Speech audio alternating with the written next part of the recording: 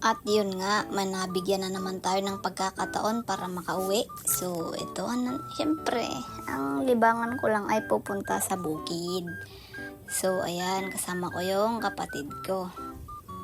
At yan, magmemekos-mekos kami dyan sa baba para magpakain ng baboy, tsaka mga tuta. Tapos, ililim yung yung kalabaw, yung mga, kala mo'y kadami-dami, no? So, ayan nga, nagsigpat-sigpat yung kapatid ko kasi masamak na yung daan. Tagalog ng masamak. Ano na nga yung masamak? Hindi ko na alam kung anong Tagalog ng masamak. Ayan, madamo pala, madamo. Ayan. Kahirap talaga mag-voice over flowers, no? Ayan na yung mga cuties na tuta. Bale, 10 ata yan o 15 sila kaso. Ngayong pangalawa na pagbisita ko dito sa bukid, lilima na lang kasi pinamigay na daw yung iba. Sana alagaan, huwag gawing tanpuluts kasi kawawa naman. Siyempre, may mga buhay din sila. Kaya ang dami-dami naming aso kasi ayaw kong ginagawa nilang tanpuluts. Ayan, dahil may solar dyan, o yan, nakailaw pa.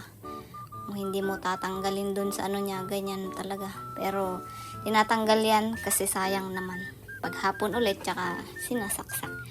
Ayan, yung mga manok namin ko, kunti na lang din kasi pagka may mga napisa na mga itlog ng manok, kinakain ng mga ibon na malalaki, yung uwak ata yun. Kaya hindi ganong nababantayan kasi kaya nauubos sila. Ang daming tanim ni mama na galyang, sana all. Ay, nako.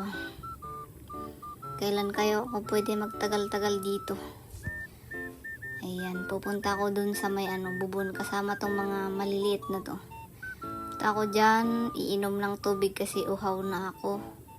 At kukuha na rin ng tubig para sa mga baboy na tantunaw dun sa feeds nila. Yan. Sobrang linaw. Wow! Yan. Megos-megos lang inom-inom. Sarap ng tubig dyan. Lamig. Parang fresh from the rep. Napakalamig. Ayan. Sarap talaga umuwi. Nakakamiss ba? Sobrang nakakamiss ang umuwi. Huwag na tayong umuwi. Ay, bumalik pala sa work. Ay, pero hindi po pwede. Di pa pwede.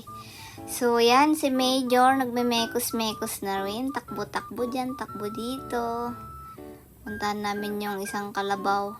Ay, pero nakalilim na pala yun. Ayan. Si Gina. Gina lang ang malakas. Tagal na yung namin kay Ate Gina. Hindi pa niya kinukuha kasi ala pa. Ayan.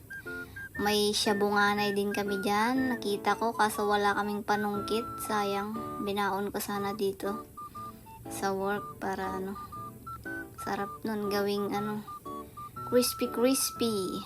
Ayan na naman si Major. Pasikat talaga si Major. Sige. Takbo na naman. Ayan. Diba? Ang sarap dito. Ay, naku, kung po pwede lang talaga. Kung po pwede lang talaga na hindi na bumalik, pero hindi muna sa ngayon. Konting tiis pa. Kailangan pa nating magtiis. Ayan. Dito kukuha kami ng saging para may babaunin ako. At babaunin. Sarap kaya yan pang prito, pang nilaga, merienda, ganon. Pagka yan. Kaso kaka-harvest lang din pala nila dyan ng saging kaya medyo maliliit yung mga nakuha namin. Wala nang malalaki. Wala na yung binenta na. Dito naman, puro nakatakder naman na yung kulang yata sa abono yan. Kulang sa fertilizer ba? Tayong-tayo yung mga saging, Parang may kulang ba? May kulang talaga. Nakikita ko. Kulang sa linis. Kulang sa aruga. Ganyan pala, Payat hindi gaanong masigla.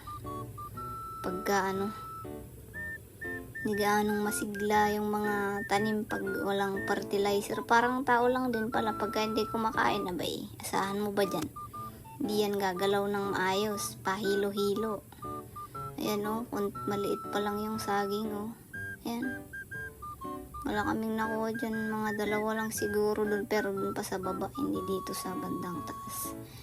At ito nga yung kapatid ko. Nag-araro ng tatamnan nila mama ng gulay kasi medyo umuulan-ulan na. So maraming salamat Lord kasi umulan-ulan na dyan sa Quirino. Masarap talaga mananghalian dito sa bukid lalo na pagpagod at kumpleto kayo mananghalian ng pamilya mo. Wow, yummy. So ayun nga guys, maraming salamat po sa inyo. Ingat po tayo palagi.